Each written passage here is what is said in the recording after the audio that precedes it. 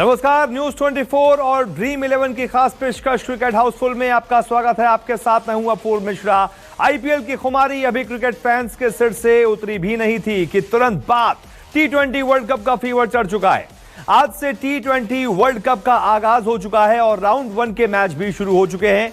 Round 1 के बाद 23 तारीख से सुपर 12 राउंड के मैच होंगे और 24 अक्टूबर को वो मुकाबला होने वाला है जिसका फैंस को बेसब्री से इंतजार है। जी हां, हम बात कर रहे हैं भारत और पाकिस्तान के बीच होने वाले सुपर हाई वोल्टेज मुकाबले की। तो इस मुकाबले पर तो बात करेंगे ही, इसके अलावा टीम इंडिया के वार्म अप मुकाबलों, टीम के कॉम्बिनेशन, अभी जारी राउंड 1 के पहले मैच और साथ ही साथ कुछ ही देर में शुरू होने वाले दूसरे मैच पर भी आपको पूरी अपडेट देंगे। लेकिन सबसे पहले आपको इंट्रोड्यूस करवा देते हैं हमारे आज के एक्सपर्ट पैनल के साथ। हमारे पहले एक्सपर्ट हैं टीम इंडिया के पूर्व दिग्गज स्पिनर और सेलेक्टर भी रह चुके शरणदीप सिंह। शरणदीप भाजी, बहुत बहुत स्वागत है आपका। इसके अलावा हमारे दूसरे एक्सपर्ट हैं टीम इंडिया के पूर्व तेज गेंदबाज या यूं कहें कि रफ्तार के सौदागर वीआरबी सिंह। वीआरबी बाजी, आपका भी बहुत बहुत स्वागत है। Thank you. तो शो में हमारे जो एक्सपर्ट्स हैं वो आपको ड्रीम 11 टीम बनाने में पूरी मदद करेंगे, आपको एक्सपर्ट सलाह देंगे, साथ ही साथ आपको जो हमारे एक्सपर्ट्स हैं वो आज के मैच को लेकर बनाई गई टीम भी बताएंगे। अगर आपने अभी तक भी अपनी टीम नहीं बनाई है ड्रीम 11 पे तो जाइए और तुरंत बनाइए अपनी team, make your team now. लेकिन सबसे पहले आपको बता देते हैं कि अभी जो मुकाबला ओमान और पीएनजी के बीच हुआ है उसकी क्या अपडेट है। आपको बता दें, ओमान ने यहां पर पापुआ न्यू गिनी को 10 विकेट से मात दे दी है। जी हां, पहला मुकाबला टी20 वर्ल्ड कप का ओमान ने जीत लिया है। पीएनजी को 10 विकेट से मात दे दी है। पीएनजी ने पहले बल्लेबाजी करते हुए 129 रन बनाए थे। इलियास और सिंह ने ओमान की तरफ से हाफ सेंचुरी लगाई। ओमान के मकसूद ने 4 विकेट झटके थे और गजब की गेंदबाजी उन्होंने की थी। तो शानदार गेंदबाजी और उसके बाद शानदार बल्लेबाजी के दम पर ओमान ने पापुआ न्यू गिनी को पहले मुकाबले में हरा दिया है। और इसके बाद कुछ ही देर में शुरू होने वाला है दूसरा मुकाबला, राउंड 1 का दूसरा मुकाबला, और यह होगा बांग्लादेश और स्कॉटलैंड के बीच। 7:30 बजे से यह मैच ओमान में ही होगा, अल अमीरात स्टेडियम में। कुछ ही देर में यह मैच शुरू हो जाएगा जिस पर आपको हमारे एक्सपर्ट्स जो हैं वो ड्रीम 11 भी बताएंगे। तो ये जो मुकाबला होने वाला है इसमें सबसे पहले आपको बता देते हैं कि शरणदीप पाजी की ड्रीम 11 क्या है, ताकि आपको जल्दी से आइडिया मिल जाए और उसके बाद आप भी जल्दी से अपनी ड्रीम 11 बना लें। तो शरणदीप पाजी की ड्रीम 11 में है मुशफिकुर रहीम, बांग्लादेश के विकेटकीपर बल्लेबाज। इसके अलावा है एम क्रॉस और स्कॉटलैंड के बल्लेबाज सी मैक्लियोड। इसके अलावा है लिटन दास, बांग्लादेश के बल्लेबाज। जी मुंशी हैं और इनको बनाया है वाइस कैप्टन। महमूदुल्लाह को भी लिया है अपनी टीम में और इसके अलावा लिया है शाकिब अल हसन को, उनको बनाया है कप्तान। शोमू सरकार को भी लिया है। इसके अलावा लिया है मुस्तफिजुर रहमान को, एम वॉट को, स्कॉटलैंड के तेज गेंदबाज को भी लिया है और एम सैफुद्दीन को भी लिया है। तो ये शरणदीप पाजी की ड्रीम 11 है। और अब ले लेते हैं वीआरबी पाजी की ड्रीम 11। वीआरबी पाजी की ड्रीम 11 में कौन कौन से प्लेयर्स हैं उस पर भी जल्दी से एक नजर। वीआरबी सिंह की टीम में है मुशफिकुर रहीम, के कोएट्जर स्कॉटलैंड के बल्लेबाज, लिटन दास बांग्लादेश के बल्लेबाज, जी मुंशी, इसके अलावा शाकिब अल हसन, इनको बनाया है कप्तान। वीआरबी सिंह ने भी कप्तान बनाया है शाकिब अल हसन को। आर बैरिंगटन, इसके अलावा है शोमे सरकार, इनको बनाया है वाइस कैप्टन। एम हसन, इसके अलावा एच ताहिर स्कॉटलैंड के और साथ ही साथ मुस्तफिजुर रहमान बांग्लादेश के, और हैं एम सैफुद्दीन। ये है टीम वीआरबी सिंह की। तो ये दोनों की टीमें। शरणदीप पाजी, स्कॉटलैंड और बांग्लादेश में किस टीम को ज्यादा दमदार मान रहे हैं आप आज के मुकाबले में?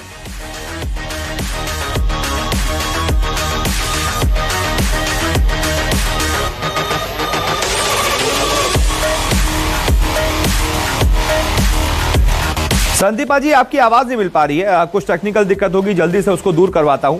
अच्छा वीआरबी पाजी, आप बताइए, आपने जो ये टीम चुनी है उसको तो देखकर लग रहा है कि आप बांग्लादेश को सपोर्ट कर रहे हैं।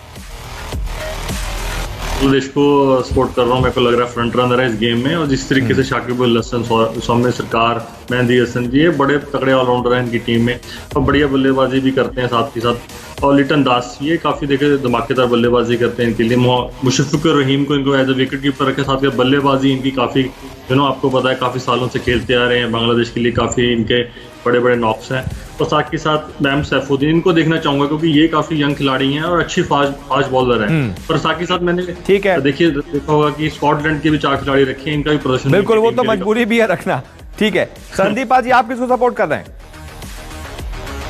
जी बिल्कुल, बांग्लादेश को कर रहे हैं। देखिए काफी समय से वर्ल्ड कप खेलती आ रही हैं, उनको बड़े मुकाबले खेलने का आइडिया भी है, और उनमें से कई ऐसे खिलाड़ी हैं जो कि आईपीएल में खेलते हैं और उनके काफी मेन खिलाड़ी भी हैं। जैसे हम शाकिब अल हसन की बात करें तो काफी मेन खिलाड़ी, तो एक्सपीरियंस जो है वो बहुत बड़ी चीज है बांग्लादेश के पास। और इससे पहले भी वो आईसीसी ट्रॉफीज के सेमीफाइनल्स खेल चुकी है, और जो इनके पास प्लेयर है वो काफी एक्सपीरियंस है। बट हम स्कॉटलैंड को भी कहते हैं ऐसे हल्के में नहीं ले सकते हैं, उनको भी काफी समय से कॉम्पिटिटिव क्रिकेट खेलती आ रही है, उनके बल्लेबाज भी रन बनाते आ रही है। T20 एक ऐसा खेल है कि अपने दिन के ऊपर जो टीम ने बेहतर प्रदर्शन किया वो जीत सकती है, तो इसमें बड़ा और छोटा कुछ मायने नहीं रखते। क्यों? क्योंकि बांग्लादेश भी क्वालिफाइज के लिए मुकाबला खेल रही है, तो वो और स्कॉटलैंड आज की डेट में एक ही लेवल पे खड़े हैं। ऐसा नहीं कह सकते, हाँ एक्सपीरियंस से उनको थोड़ा ऊपर नीचे कर सकते हैं, नहीं तो कॉम्पिटिटिव क्रिकेट दोनों ही खेल रहे हैं, और दोनों में से जो जीतेगा वो अपनी जगह वर्ल्ड कप के लिए बनवाएगा 12 में। चलिए ठीक है, देखते हैं क्या होता है इस मुकाबले में।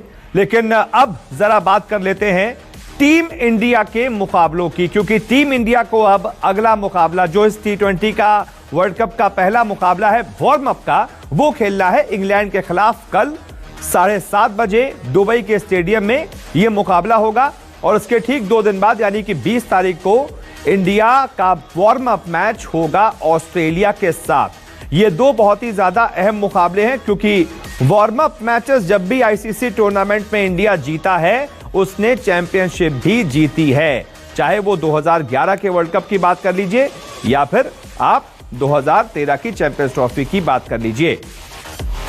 ये वार्म अप मुकाबला है इंग्लैंड के खिलाफ। संदीप पाजी, इंग्लैंड के खिलाफ तैयारी पूरी करनी पड़ेगी, और आप कैसी देख रहे हैं तैयारियों को, यानी कि प्लेइंग 11 के नजरिए से आप किसे किसे देख रहे हैं जिसको मौका दिया जा सकता है इंग्लैंड के खिलाफ? देखिए अगर हम बात करें भारतीय बैटिंग लाइन की, तो पहले 3 तो आपके बिल्कुल ही सेट है, विराट कोहली, केएल राहुल और रोहित शर्मा। सबसे मुश्किल अगर हमें कहीं दिखने में आ रही है वो मिडिल ऑर्डर में आ रही है, क्योंकि क्या है कि आप सूर्य कुमार यादव फॉर्म में पहले नहीं थे, अब आए हैं, अब उनको खिलाते हैं, तो फिर हार्दिक पांड्या की एक बहुत बड़ी मुश्किल हमें लग रही है, क्योंकि उन्होंने अभी तक गेंदबाजी की नहीं है। तो ये एक बहुत बड़ा रहस्य बन के रह चुका है कि क्या वो ऐसे ऑलराउंडर खेलेंगे या ऐसे बैट्समैन खेलेंगे। अगर वो ऐसे बैट्समैन खेलते हैं तो फिर आपकी क्या है, ऋषभ पंत और ईशान किशन, इनमें से आपको एक ही को ही खिलाना पड़ेगा, क्योंकि फिर आपको शार्दुल ठाकुर खिलाना पड़ेगा एज ए ऑलराउंडर, क्योंकि आपको 5 गेंदबाज तो चाहिए अपना कोटा खत्म करने के लिए। और 5 गेंदबाज अगर हार्दिक पांड्या गेंदबाजी करते हैं फिर आप एक एक्स्ट्रा बैट्समैन के साथ जा सकते हैं, लेकिन कल के मैच में आपको बिल्कुल क्लियर हो जाएगा कि Hardik Pandya as a batsman खेल रहे हैं एज ए ऑलराउंडर। बाकी जो गेंदबाज हमारे बुमराह है, भुवी अच्छी फॉर्म में है, आईपीएल में उनकी अच्छी प्रैक्टिस हो चुकी है, सारे मैचेस खेले हैं, अच्छी गेंदबाजी करते आ रहे हैं। रविंद्र जडेजा है, लेकिन एक चीज जरूर देखना चाहूंगा, रविंद्र जडेजा के साथ दूसरा स्पिनर कौन खेलता है? वरुण चक्रवर्ती खेलता है, जो कि अच्छा करते आ रहे हैं, या तो फिर आप रविचंद्र अश्विन के साथ जाना चाहेंगे? वो भी एक बड़ी चुनौती होगी भारत के लिए कॉम्बिनेशन को सेट करने के लिए। फिर रविंद्र जडेजा के साथ कौन जाना चाहता है? बिल्कुल, हम लगातार अपने दर्शकों को विंडो में ग्राफिक्स के जरिए ये भी दिखा रहे हैं कि T20 आईज में इंडिया के बल्लेबाजों का, गेंदबाजों का प्रदर्शन कैसा रहा है। अच्छा वीआरबी पाजी, आप अपनी टीम में किस किस को रख रहे हैं? कल इंडिया और इंग्लैंड का जो प्रैक्टिस मैच है, जाहिर तौर पर आप इसे प्रैक्टिस मैच की तरह नहीं लेंगे, आप इसे प्रॉपर मैच की तरह लेंगे, अपनी तैयारी की तरह लेंगे, तो आप किसे किसे देख रहे हैं? और खास तौर पर वो हार्दिक पांड्या का क्या होगा, हार्दिक पांड्या का, और साथ ही साथ स्पिनर के रूप में जो संदीप पाजी ने कहा, आपके 2 स्पिनर्स कौन होंगे? देखिए कल के मैच में वरुण चक्रवर्ती और जडेजा के साथ ही जाऊंगा, शुरू में इनके साथ ही करूंगा वार्म अप मैचेस में। देखिए हार्दिक पांड्या का अगर वो गेंदबाजी करते हैं तभी वो मेरी टीम के 11 में आते हैं, अदरवाइज मेरे को नहीं लगता कि उन्हें खिलाना चाहिए, क्योंकि मेरे ख्याल से बल्लेबाज उनसे बेहतर है हमारी टीम में और भी। तो साथ ही साथ जैसे शरणदीप जी ने बोला, विराट, रोहित और KL राहुल पे तो कोई है नहीं है, शक नहीं है। साथ ही साथ सूर्य कुमार यादव फॉलो कर रहे हैं उनके साथ। फिर 5 नंबर पर मैं ऋषभ पंत का रखूंगा। फास्ट बॉलिंग में मैं देखना चाहूंगा कल कोई किन 3 फास्ट बॉलर को खिलाएंगे, क्योंकि मेरे को लगता है कि शार्दुल ठाकुर, बुमराह और भुवी को खिलाना चाहिए पहले 3 फास्ट बॉलर, और साथ ही साथ 2 स्पिनर जो मैंने आपको बताए। पर डेफिनेटली कल देखना पड़ेगा कि भारतीय मैनेजमेंट क्या हार्दिक पांड्या को ऐसा बल्लेबाज भी खिलाना चाहती है, क्योंकि हमारे नज़र से तो मेरे ख्याल से उन्हें एज अ ऑलराउंडर ही खिलाना चाहिए। एज ऑलराउंडर ही खिलाना चाहिए, ठीक है। जहां तक टीम इंडिया के पूरे बैलेंस की बात है संदीप पाजी, हमने देखा था कि बीच में मिडिल ऑर्डर में हम ये उम्मीद कर रहे थे कि हो सकता है श्रेयस अय्यर को रिजर्व खिलाड़ी से निकाल कर उसको प्रॉपर 15 में ले आएंगे, लेकिन ऐसा हुआ नहीं। मिडिल ऑर्डर क्या रखना चाहिए टीम इंडिया को इंग्लैंड के खिलाफ भी, क्योंकि तैयारी पाकिस्तान वाले मैच को नजर में रखते हुए करनी है?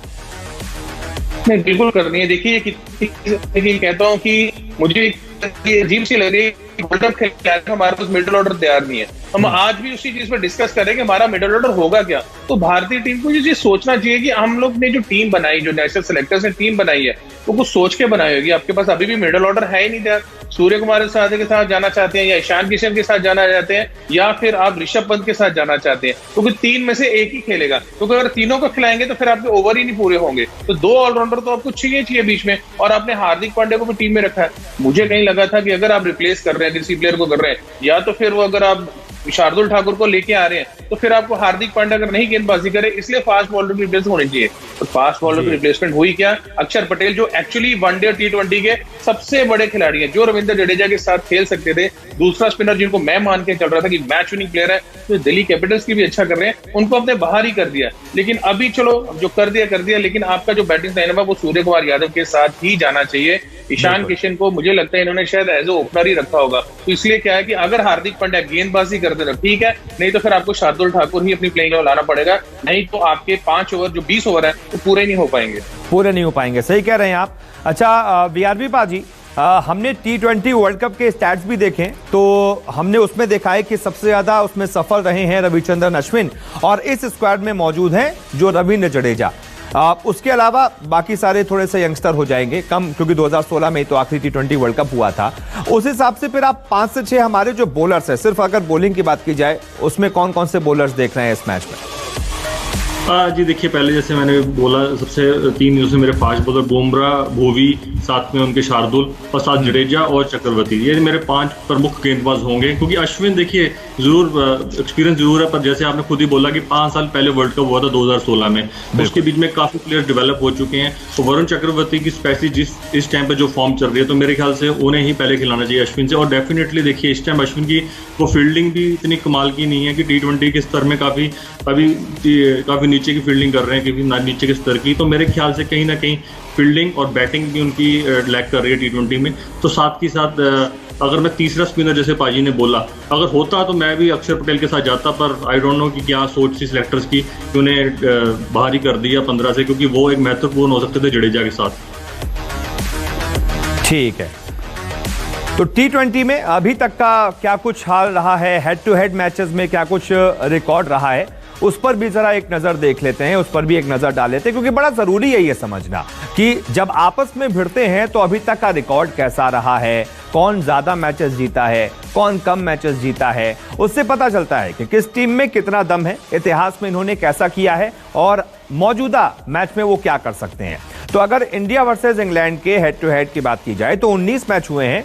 बड़ा कांटे का मुकाबला रहा है भाई, लेकिन इंडिया लीड करता है। 10 मुकाबले इंडिया ने जीते हैं और 9 मुकाबले इंग्लैंड ने जीते हैं।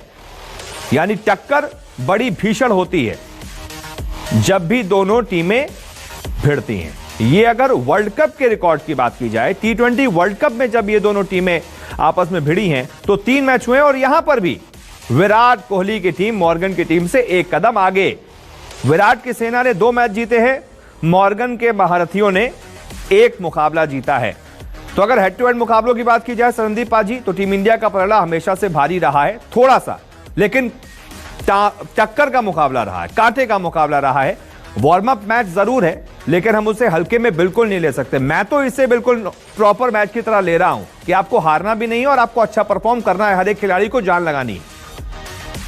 नहीं, बिल्कुल याद नहीं सबको भी, उनको भारतीय टीम को भी यही सोचना है कि हमें अच्छा करना है और अच्छा प्रदर्शन करना है कि जब हमारा पहला मैच शुरू हो तो सबको पता होना चाहिए कि ये भारत जो है ये वर्ल्ड कप की दावेदार टीम है, ये नंबर 1 टीम है जो इस कॉन्फ्रेंस को जीतने आ रही है। तो आपको एक चैंपियंस की तरह ही खेलना पड़ेगा। हाँ, उसके लिए एक चीज जरूर कहना चाहूंगा कि जैसे हम प्लेइंग 11 की बात कर रहे हैं तो आपको श्योरिटी होनी चाहिए कि भाई ये 11 जो हम अब खिला रहे हैं पहले मैच में यही ऑस्ट्रेलिया के सामने खेलने चाहिए और यही पाकिस्तान के सामने चाहिए। बेशक मिडिल ऑर्डर में कोई प्लेयर अगर रन नहीं बना रहा, अगर किसी को या बॉलर को रन लग जाते हैं, उसे अगले मैच में बाहर नहीं बिठाना चाहिए। क्योंकि क्या होता है कि अगर आप जिसको बाहर बिठाते हैं और जिसे खिलाते हैं, पता चला अगले मैच में उसी को रन लग गई या उसी ने रन नहीं बनाए बल्लेबाजी में, तो फिर जब हम पाकिस्तान के सामने पहुंचेंगे तो फिर हम कंफ्यूज ही रहेंगे कि भाई हमने जिसको खिलाया कोशिश की वो चले नहीं। तो एक चीज पे जाना चाहिए कि हाँ भाई कोई बात नहीं, आप हमारे बेस्ट हो, नहीं बने रन आउट हो गए प्रैक्टिस में कोई बात नहीं, क्या पता वो बड़ी इनिंग अपने पाकिस्तान के लिए रखो। जब एक खिलाड़ी को ये कॉन्फिडेंस अब दिया जाता है, जो नए मिडिल ऑर्डर में यंगस्टर आएंगे लाइक सूर्य कुमार यादव या ईशान किशन, उनको पता है कि मुझे पहला मैच खेलना ही खेलना है,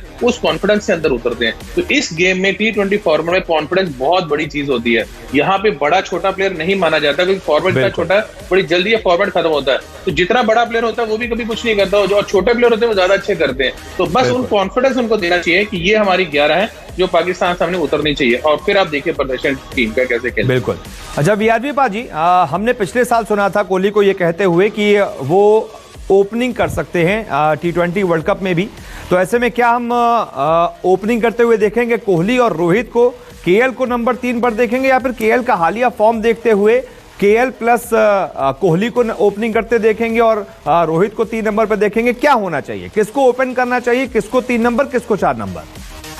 देखिए मेरे ओपिनियन में तो केएल और रोहित को ही ओपन करना चाहिए, विराट को 3 नंबर पे आना चाहिए, क्योंकि साथ के साथ देखिए जो हमारा मिडिल ऑर्डर भी है इतना एक्सपीरियंस नहीं है, तो विराट अगर 3 नंबर में आएंगे तो वहाँ सॉलिडिटी मिलेगी मिडिल ऑर्डर को भी।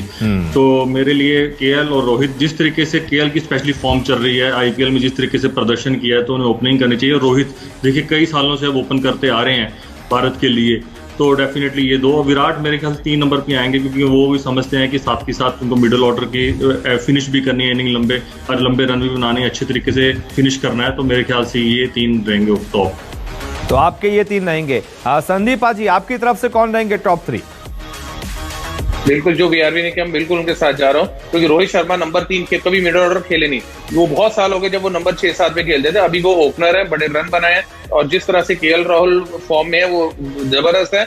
विराट कोहली ने बेशक आरसीबी के लिए ओपन किए क्योंकि उधर कोई ऑप्शन नहीं थी, तो इसलिए अपनी फ्रेंचाइजी के लिए, लेकिन भारत के लिए आपके पास दुनिया के सबसे बेहतरीन ओपनर है, तो आपको अपना नंबर 3 है जिसमें आपको इतनी सफलता मिली, इतनी सक्सेस मिली इतने सालों में, वो नंबर नहीं छोड़ना चाहिए। क्योंकि विराट कोहली को कोशिश रहेगी कि नंबर 3 पे आके कम से कम 15-16 ओवर तक वो बल्लेबाजी करे, और जो नए खिलाड़ी मिडिल ऑर्डर में आ रहे हैं तो उनके साथ वो गेम को चलाए, क्योंकि एक सीनियर खिलाड़ी का होना बहुत जरूरी होता है, उनके साथ चले, क्योंकि जितना आप लंबा जाओगे उतना ही लंबा स्कोर आप खड़ा कर सकते हो। तो ये एक बैटिंग ऑर्डर, पहले 3 को अपना बैटिंग ऑर्डर नहीं छेड़ना चाहिए। बिल्कुल ठीक है। अच्छा वीआरवी पाजी, लगातार हम ये बात कर रहे हैं कि पांड्या खेलेंगे या नहीं खेलेंगे, इस पर सस्पेंस है। क्या उनको प्लेइंग 11 में जगह मिलेगी या नहीं मिलेगी, इस पर भी सस्पेंस है कि अगर वो बॉलिंग नहीं करेंगे तो हो सकता है प्लेइंग 11 में जगह ना मिले। लेकिन अगर हार्दिक पांड्या नहीं होते हैं, उनकी जगह पर वो जो फिनिशर वाला रोल है, 20 बॉलों पर 35 रन चाहिए, एक फिनिशर चाहिए, जो उन्होंने अभी तक रोल अदा किया है, फिर हार्दिक की गैर मौजूदगी में वो जिम्मेदारी कौन लेगा? जी देखिए, बहुत बढ़िया आपने पूछा। देखिए हार्दिक जिस तरीके की बल्लेबाजी करते हैं उस तरीके का अभी तक मेरे ख्याल से हमारे पास ऑलराउंडर नहीं है। देखिए शार्दुल जरूर टीम में इंडक्ट हुए हैं, पर शार्दुल मेनली बॉलिंग ऑलराउंडर हैं, और जो उनकी बल्लेबाजी हैं वो कुछ गेंदों की ही करते हैं, नीचे 18 से 20 ओवर के बीच में ही करते हैं आके। बट देखिए यहाँ पर जो सी रिस्पॉन्सिबिलिटी है ये ऋषभ पंत को लेनी पड़ेगी, ये जडेजा को लेनी पड़ेगी, क्योंकि ये इन दोनों के पास काफ़ी काबिलियत है कि अच्छी स्ट्राइक रेट से खेल लें और काफ़ी बाउंड्रीज लगा सकते हैं। तो अगर हार्दिक पांड्या अगर बॉलिंग नहीं डालते तो मेरे ख्याल से तो उन्हें 11 नहीं खिलाना चाहिए।